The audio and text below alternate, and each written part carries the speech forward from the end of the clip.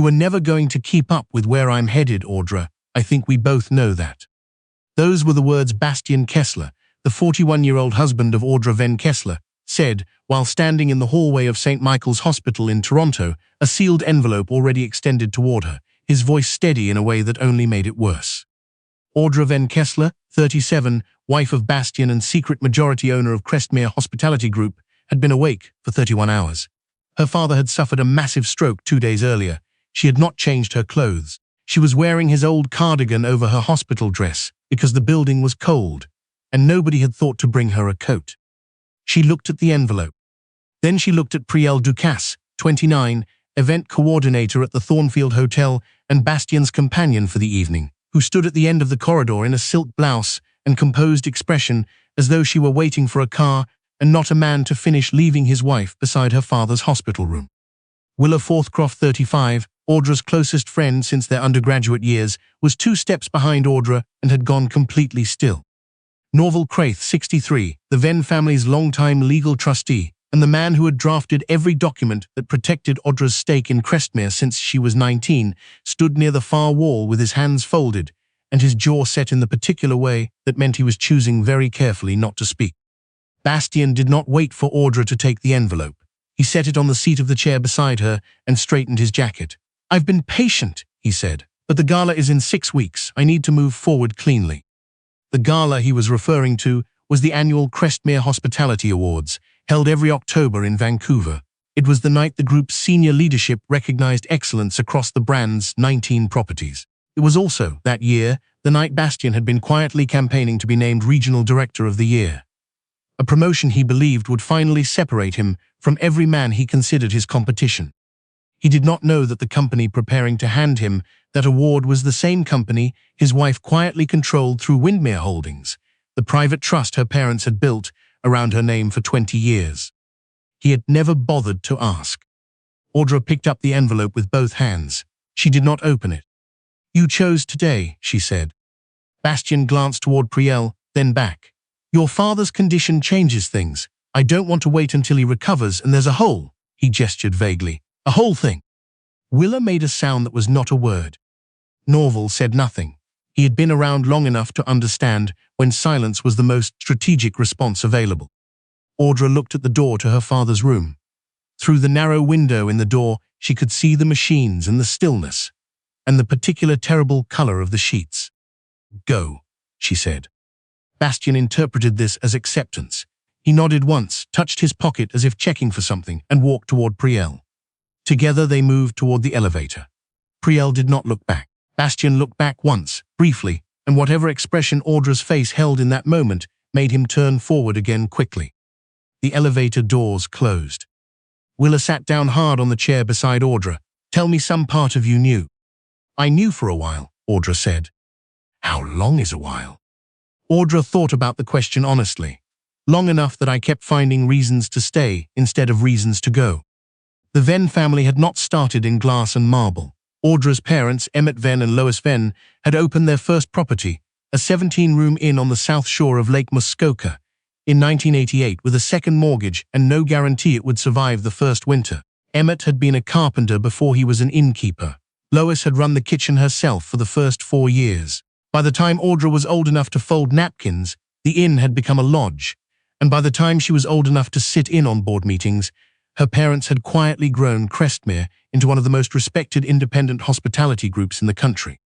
They had structured it carefully. Windmere Holdings sat between the public face of Crestmere and Audra's personal identity.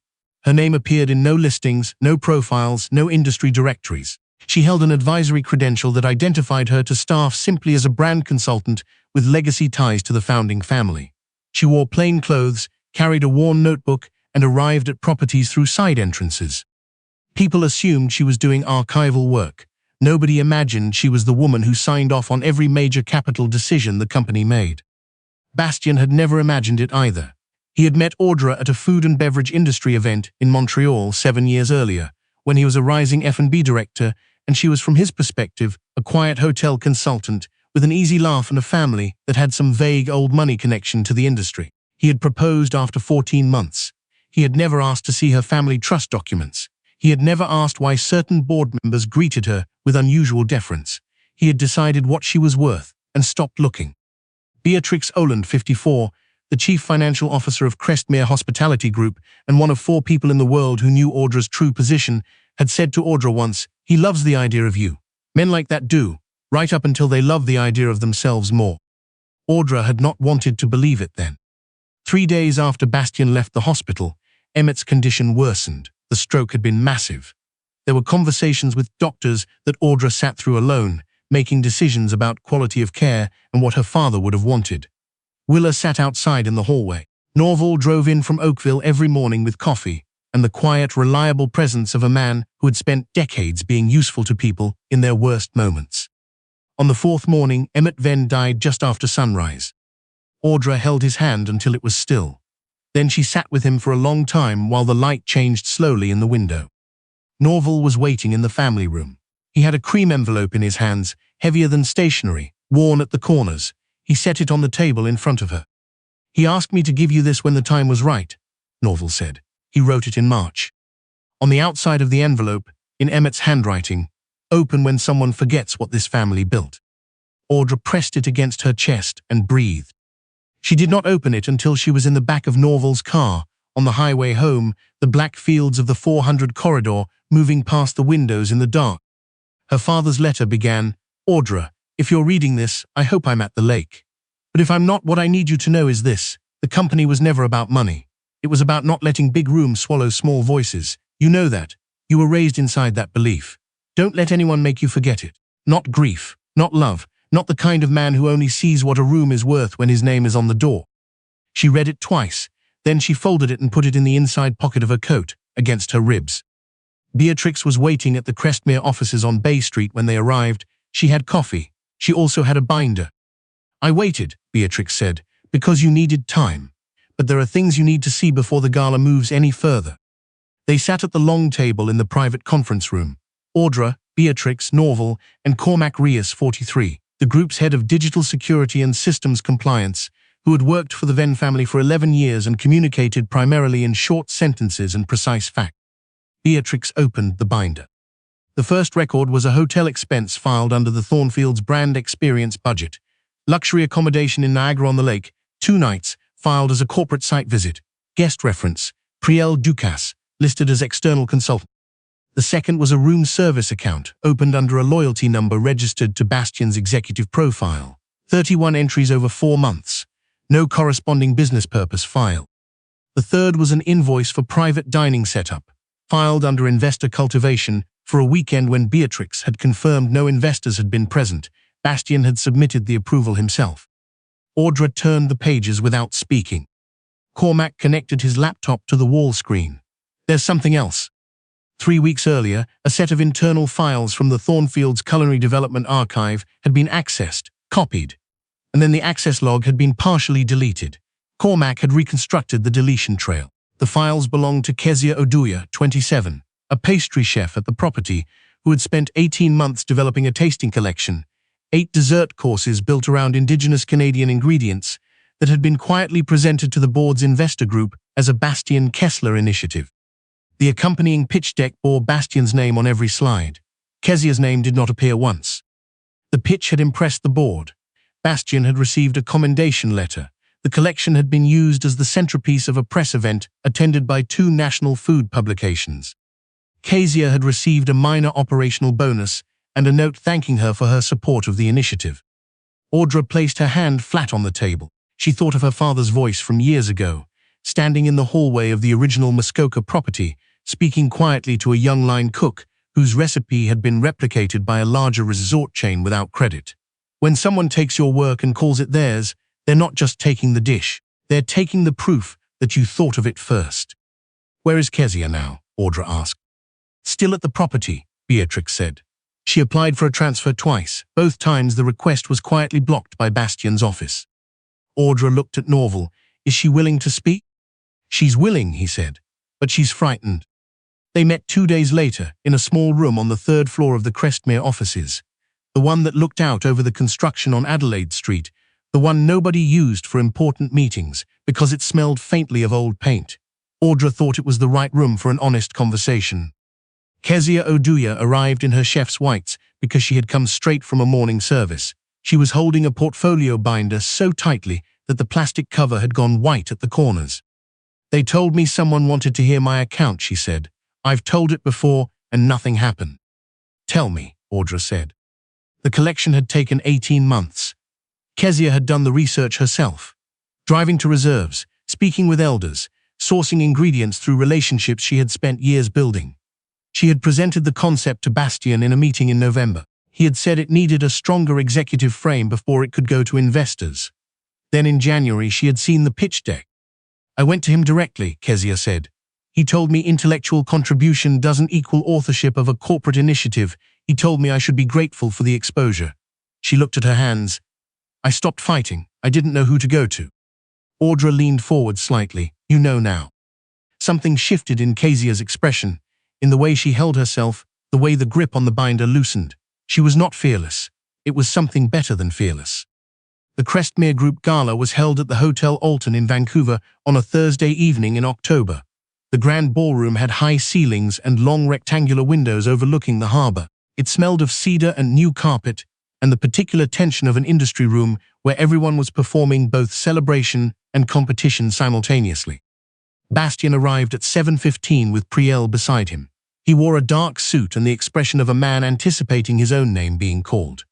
The cameras found him easily at the press line. Someone asked about his vision for the group's Western portfolio. He spoke about scale and boldness and the kind of leadership that did not wait for permission. Audra arrived through the service corridor. She wore a simple charcoal dress and her mother's bracelet, a thin gold chain with a small garnet, the first piece of jewelry Emmett had ever given Lois. Passed down the year the company turned 20. She had her father's old tie-pin in her coat pocket, not wearing it, just carrying it. Willa walked beside her. Norval and Beatrix were already inside. Cormac had been in the AV control room since 4 o'clock. The ballroom filled quickly with regional managers, executive chefs, general managers, board members, investors and streaming partners who had trusted the Crestmere name. Kezia was seated near the back, beside the group's legal liaison, who had been briefed and who had said, when she understood what was being asked, "It's about time."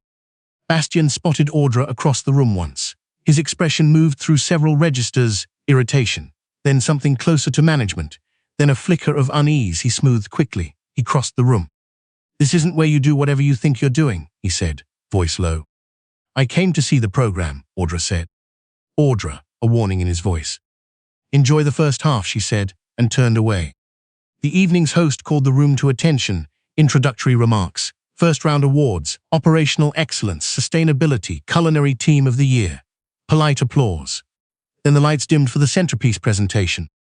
The screen at the front lit with the Crestmere Crown logo, the same crown Emmett had sketched on a napkin at the Muskoka Inn 30 years ago, the one Lois had turned into a brandmark by hand. Bastien straightened. The first thing to appear on the screen was not a tribute reel. It was a document. Before this evening's recognition segment, Crestmere Hospitality Group is required to address verified irregularities connected to expense reporting and intellectual property attribution at the Thornfield Hotel, Toronto. The room stilled. The next slide: financial records, the private accommodation charges, the dining approvals, the vendor invoices, each one stamped with the group's legal seal, each one cross-referenced with Bastien's authorization signature. Another slide: the access log reconstruction, the deleted files, the timestamp of Kezia's original culinary archive. Beside it, Bastien's pitch deck, slide by slide, the borrowed architecture of 18 months of someone else's work presented as his own vision.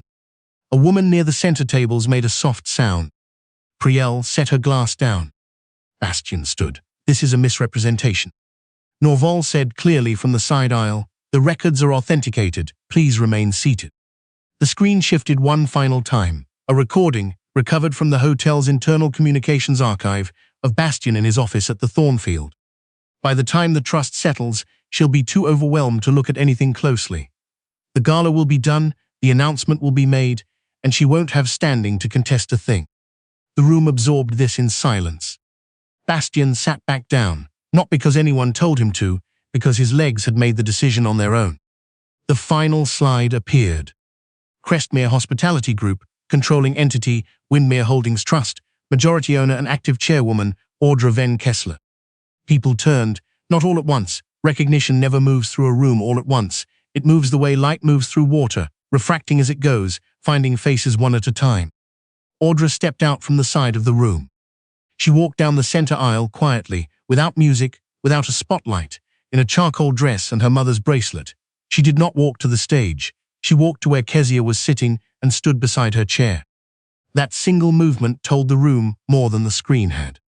"My parents built this company," Audra said, her voice clear and unhurried, because they believed the hospitality industry should not belong only to the people with the loudest titles or the most expensive suits. They believed it should belong to the people who actually do the work. She rested one hand briefly on the back of Kezia's chair. "Tonight, Crestmere Hospitality Group formally recognizes Kezia Odia as the originating creator of the Thornfield Tasting Collection. The collection will be relaunched under her name, with full intellectual property credit and fair compensation, as soon as the review is complete." Kezia pressed her hand over her mouth. Someone in the back rows began to applaud, then someone else. Then the room rose. Not for Bastien, not for the awards, but for a young chef in her whites who had nearly been made invisible by a man who confused access with authorship. Norval appeared beside Bastien with a sealed envelope.